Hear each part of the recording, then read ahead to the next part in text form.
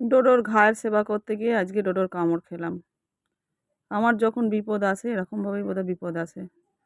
একে ছেলেটার শরীর খারাপ কদিন ধরেই আপনাদের আমি বলেছিলাম, ব্লাড টেস্ট করতে টাইফয়েড ধরা পড়ে।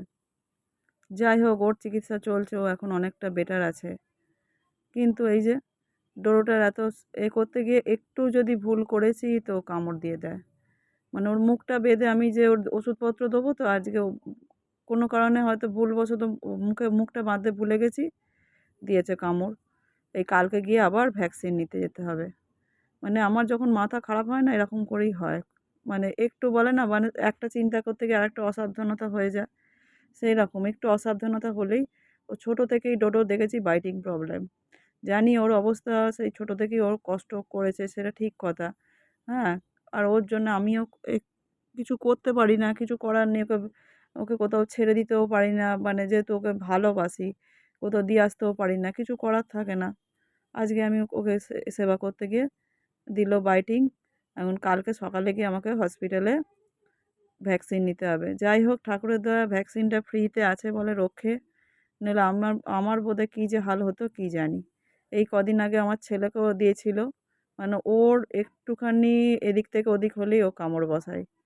মানে এমনি সময় ও কামড়াবে না যে আপনি ওর পাশ দিয়ে হেঁটে যাচ্ছেন বা এ করছেন যে তাড়িয়ে বা ওর মাথায় হাত দিচ্ছেন, গা দিচ্ছেন, একটু যদি মানে ও একটু কষ্ট পেয়েছে বা একটুখানি ওকে টানা-হেঁচড়া করা হয়েছে বা কিছু করা হয়েছে সঙ্গে, সঙ্গে কামড় দেবে।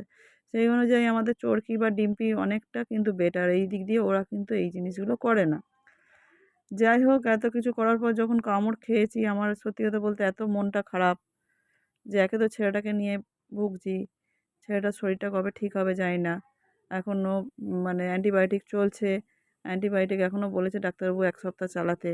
মানে এই সপ্তাহটা হয়ে যাওয়ার পর এখনও ১ সপ্তাহ চালাতে বলেছে। ওর কোর্সটা এখনও কমপ্লিট হয়নি। তার উপর আমার এই বিপদ। যাই কালকে আবার যেতে হবে আমাকে হসপিটাল দৌড়ে।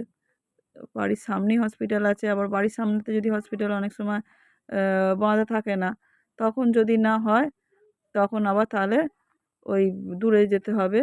যাই হোক আমার আজকে বলে যখন বিপদ আসে তখন সব দিক দিয়ে আসে। আমারও তাই বোধহয়।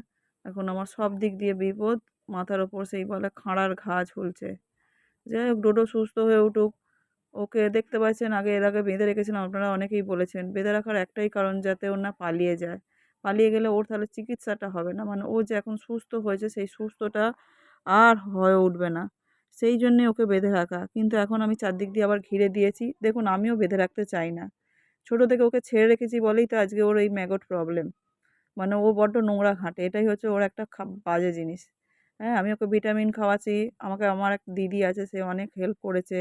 মানে এরকম ফেসবুকেই তার সঙ্গে আলাপ। তার নাম সম্পাদি। তাকে অনেক ধন্যবাদ। সে ডোডোর জন্য ওষুধের পয়সা দেয়। আমি আবার সেকেন্ড দফায় ওর ওষুধ কিনতে হবে ডাক্তারবাবু বলে দিয়েছেন।